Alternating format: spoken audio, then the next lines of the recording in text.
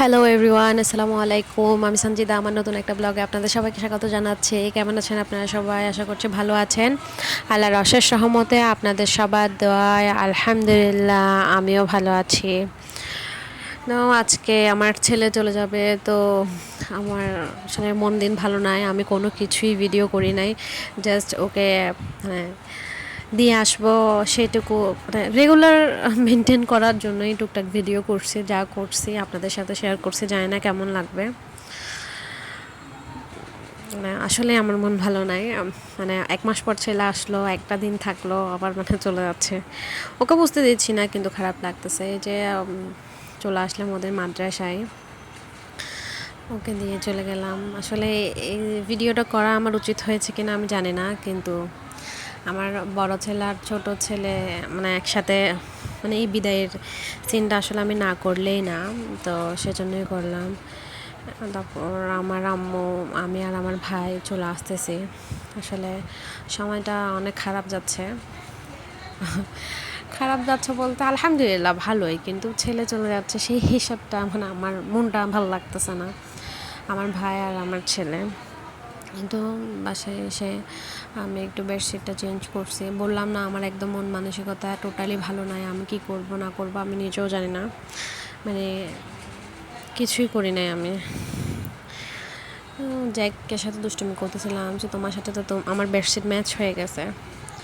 আর জ্যাকের একটা অভ্যাস, আমি যখনই নতুন বেডশিট বিছাবো, জ্যাক না ওরা সবাই, মানে আমার সব ক্যাটরাই খাটের উপর এসে একদম মানে সাথে সাথে শুয়ে যায়, সাথে আমার হাজব্যান্ডও। দেখেন, মানে সবাই এত পরিষ্কারের পাগল, কিন্তু করার বেলায় কেউ করে না। না, অবশ্য আমার হাজব্যান্ড আমাকে মোটামুটি হেল্প করে যখন আমি বেশি বিজি থাকি। আলহামদুলিল্লাহ আমি সেদিক দিয়ে স্যাটিসফাই, কিন্তু আমি বলি, ওকে বুঝতে দিই না। মানে বলি না যে ওকে আমি একটু আছে না যে ওয়াইফরা একটু ঝাড়ি দেয়, আমি ওরকম দিই। কিন্তু আলহামদুলিল্লাহ আমার হাজব্যান্ড আমাকে অনেক সাপোর্ট করে। তো একদম একটা ডিম ছেলার আপনাদেরকে নতুন টিপস দিচ্ছি, জানি না কার সাথে মিলবে, হয়তো অনেকে জানেন, কিন্তু আমি এক হাতেই ডিম ছিলতে পারি আলহামদুলিল্লাহ। ডিমটাকে একদম সেদ্ধ করব, আমার শাশুড়িরা লবণ দিয়ে সেদ্ধ করে, বাট আমি লবণ দিই না, আমি নর্মালি সেদ্ধ করি।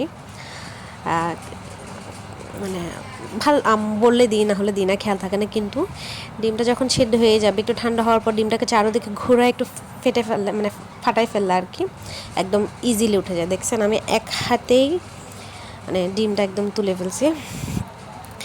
এই তো আজকের ভিডিও, আর কিছুই করি নাই, এগুলোই করছি।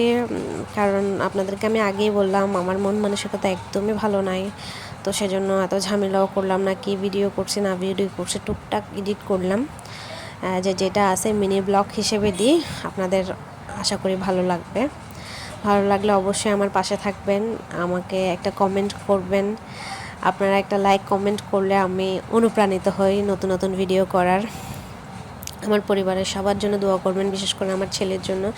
আল্লাহ তাআলা যেন আমার ছেলেকে হেদায়েত দান করেন, আমার ছেলে যেন ভালো করে মানে হিফজটা করতে পারে। আমি এই দোয়াই চাই আপনাদের সবার কাছ থেকে। আমার ছেলের জন্য একটু সবাই দোয়া করবেন। আমার ছেলে আর আমার ভাই যেন সুন্দরভাবে এই আরবির মানে পড়াটা একদম ভালো করে যেন পড়তে পারে। এই পড়াটা সবাই আসলে পড়তে পারে না, অনেককে দেখছি যে অর্ধেকেই নেমে চলে আসে। দেখেন জ্যাকের মেয়েকে আমি যে ব্যাগে ভরে ফেলছি, ও কি ছটপট করতেছে মেয়ের জন্য। আসলে সব মা বাবারাই তার সন্তানের জন্য ছটপট করে, সেটা মানুষ হোক আর পশু। এই তো আজকের ভিডিওটা এ পর্যন্তই। ইনশাল্লাহ নেক্সট কোনো ভিডিওতে আবার আপনাদের সবার সাথে দেখা হবে। ততক্ষণের জন্য সবাই ভালো থাকবেন, সুস্থ থাকবেন। আমার পরিবারের জন্য দোয়া করবেন, আমার জন্য দোয়া করবেন, যাতে আমি সুন্দর সুন্দর আপনাদেরকে নতুন নতুন ব্লগ আপনাদের সামনে উপস্থিত করতে পারি। এই দোয়াই করবেন আমার জন্য, আমার সন্তানদের জন্য, আমার পরিবারের সকলের জন্য। আর আমার বিড়ালদেরকে দেখে কেউ মাশাআল্লাহ বলতে ভুলবেন না, কারণ বদনজর অনেক খারাপ জিনিস। আশা করি সেটা আপনারা বুঝতে পারতেছেন। সবাইকে আল্লাহ হাফেজ, আসসালামু আলাইকুম।